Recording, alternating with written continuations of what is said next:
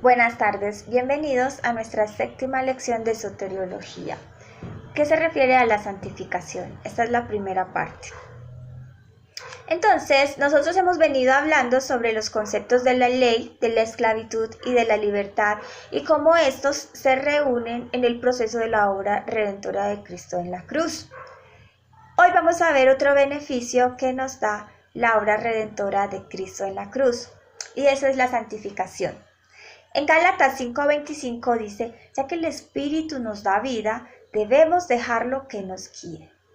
Nosotros hemos entendido justificación como el acto, ¿cierto?, que hace el Padre Celestial de absolvernos de nuestra deuda contraída con Él por medio del sacrificio de Cristo en la cruz, por lo cual Él nos hace aceptos delante de Él en nuestra condición de hombres y mujeres separados de Él, y nos lleva a una nueva condición, y esa condición es la de ser hechos hijos suyos, hijos herederos. Eso es justificación, pero hay que establecer un punto muy importante, y es que aunque la puerta esté abierta, eso no quiere decir que yo ya haya logrado atravesarla. Cuando nosotros hablamos de la salvación, hay dos puntos muy importantes en ello, de los que ya hemos hablado. Uno es la justificación y otro es la redención. Vamos a hablar de redención. Les leo. La redención es la acción realizada por Cristo en la cruz por la cual derramó su sangre en compensación por nuestros pecados. Tito 2:14 dice, quien se dio a sí mismo por nosotros para redimirnos de toda iniquidad y purificar para sí un pueblo propio, celoso de buenas obras. Eso es la versión Reina Valera de 1960. Y justificación es la acción realizada por el Padre Celestial de estar en disposición de aceptarnos debido al pago de la deuda establecida por Cristo Jesús. Gálatas 2:16 dice, pero sabiendo que el hombre no se justifica por las obras de la ley, sino por la fe en Jesucristo, también nosotros hemos creído en Cristo Jesús para ser justificados por la fe en Cristo y no por las obras de la ley, ya que por las obras de la ley nadie será justificado. Esto en la versión Castilian de 2003. Entonces, si nosotros miramos ambos pasos, el de la redención y el de la justificación, vemos que ahí intervienen el Padre y el Hijo. Interviene el Hijo en el proceso de redención en el hecho de que Él está asumiendo la deuda que nosotros teníamos con el Padre. Él está pagando esa deuda por nosotros. Lo que nosotros teníamos que pagar con nuestra vida, Jesús lo hizo en su sacrificio único por toda la humanidad, ¿cierto? Y el Padre interviene haciéndonos aceptos delante de Él y llevándonos a la condición de hijos herederos por medio de esa obra redentora de Cristo en la cruz. Pero hay otro aspecto que mirar. Hasta ahora hemos hablado de cómo intervienen el Padre y el Hijo, pero no hemos hablado de cómo interviene el Espíritu Santo en este proceso y cómo intervenimos nosotros, los seres humanos, como agentes activos del mismo. Santificación, entonces, es el proceso mediante el cual el Espíritu Santo nos lleva a perfeccionarnos cada día para alcanzar lo que el apóstol Pablo denomina la medida de la estatura de la plenitud de Cristo. Esto es un estado en el cual nosotros alcanzamos madurez espiritual, pero Dios no quiere que sean unas cuantas personas, sino que todos nosotros alcancemos esa madurez.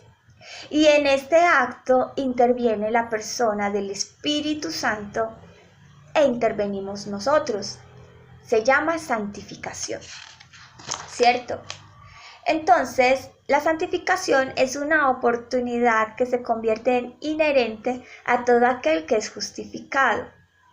Cuando nosotros miramos la definición de inherente, les voy a leer, dice que por su naturaleza está inseparablemente unido a algo.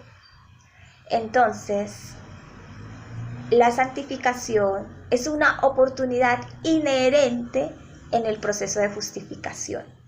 Aclaremos, oportunidad, ¿cierto? No hace referencia a que cuando yo acepto a Cristo en mi corazón como mi Redentor, como mi Salvador, y Él hace su proceso en mí, no quiere decir que yo ya soy santo. Lo que está inherente es la oportunidad de llegar a ser santificado. Es decir, que yo ya puedo acceder a tener el derecho de empezar un proceso en el cual voy a lograr ese propósito, el de ser santo delante de Dios. ¿Qué es santificar? Santificar es apartarse para Dios. Si nosotros deseamos ser santos, pues podemos lograrlo, pero necesitamos un proceso. Habitualmente nosotros pensamos que no, porque en verdad llegar a ser santo es difícil, pero es muy complicado si nosotros lo hacemos en nuestras propias fuerzas, por nuestros propios medios, ¿cierto? Es como si siguiéramos una ley.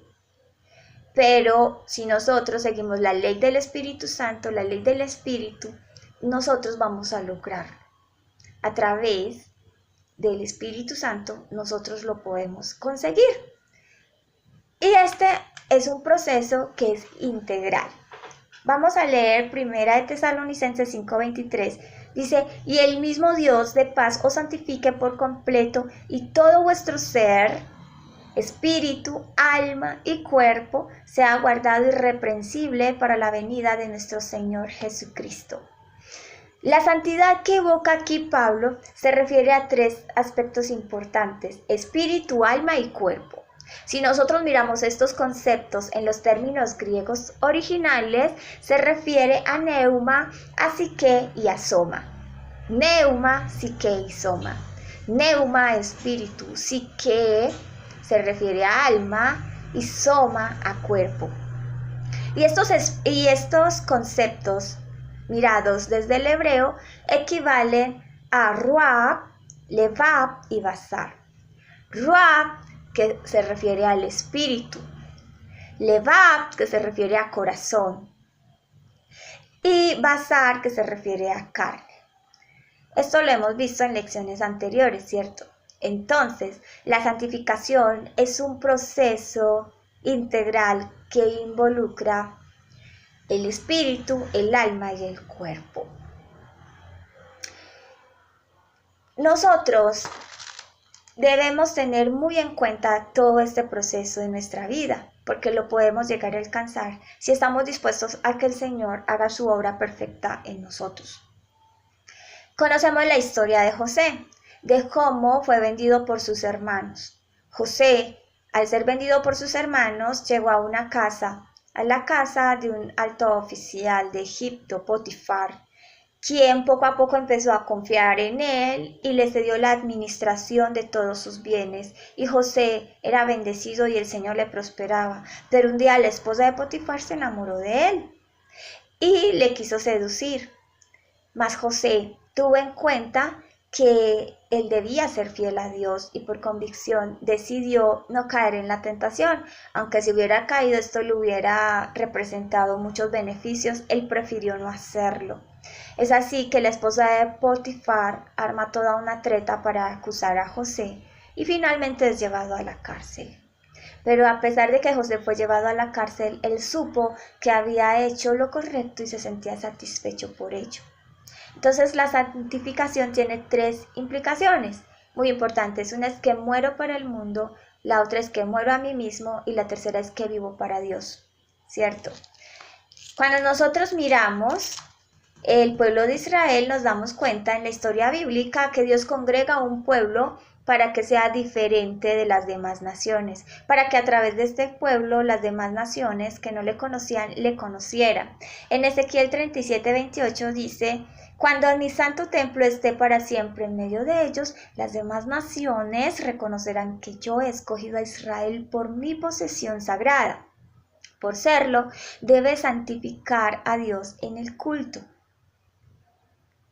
En la observancia de la ley, los israelitas tenían que hacer el ejercicio de la justicia y la misericordia, pero también tenían que hacer ejercicio de la santidad. Y la santidad que requería el pueblo tenía un contenido religioso y ético. individual y social, ¿cierto? Entonces, cuando nosotros miramos la ley como distintivo, que ya lo habíamos visto, vemos cómo Dios impuso al pueblo de Israel unas prácticas que le diferenciaban de las demás naciones, unas formas de comportamiento muy diferentes al resto de esas naciones que estaban a su alrededor y que no le conocían al verdadero Dios. Pero tenemos que mirar si esa ley que ellos vivían, la vivían en la primera o en la segunda milla. Cuando yo les hablo o cuando les hablamos de primera y segunda milla, nos hacemos referencia a lo que Jesús decía. Había una ley en Israel en la época de Jesús, que era impuesta por los romanos, que eran los que estaban gobernando en ese momento. Y era que todo romano que estuviera en un proceso de viaje y encontraba a un judío en su camino de viaje, le podía exigir al judío que durante una milla completa le cargara absolutamente todo su equipaje, y el judío se tenía que ver en la obligación de llevar todo lo que el romano le pidiera. Sin embargo, la ley contemplaba una segunda cláusula, y era que si el judío deseaba llevarle el equipaje al romano durante una segunda milla más, lo podía hacer. Pero esta segunda milla era opcional, es decir, era decisión del judío. Nosotros tenemos que ver si nosotros estamos andando en la primera milla, o sea, por obligación, o en la segunda, por convicción. Quizás Israel no estaba andando en la ley, no estaba practicando la justicia y la misericordia por convicción, quizás, ¿cierto? Quizás lo hacían por obligación. Y nosotros tenemos que ver si nosotros estamos en la misma condición. Entonces, la práctica social que tenía el pueblo apartado de Dios le llevaba a vivir una cotidianidad diferente. Y esta manera de vivir también les implicaba cosas a nivel individual como sujetos y a nivel social. Nosotros estamos llamados a vivir en santidad, sin embargo, hay prácticas inadecuadas sobre la santidad. Estas prácticas inadecuadas las vamos a hablar en la próxima lección. Dios los bendiga, espero sus aportes.